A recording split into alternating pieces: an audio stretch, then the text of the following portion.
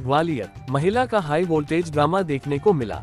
बीच सड़क पर गोदी में बच्चा लेकर बैठी महिला के पास से कीटनाशक दवाई की बोतल भी दिखाई दी। पति से झगड़ा होने के बाद नाराज होकर महिला घर के बाहर बीच सड़क पर बैठी।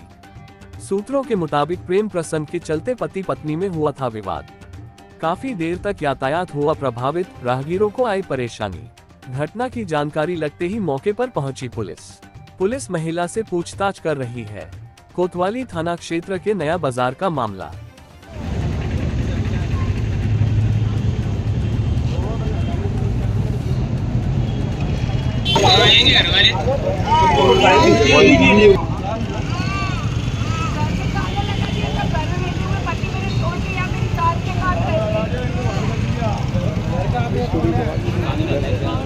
मैं बिहार के इसी घर में आई थी।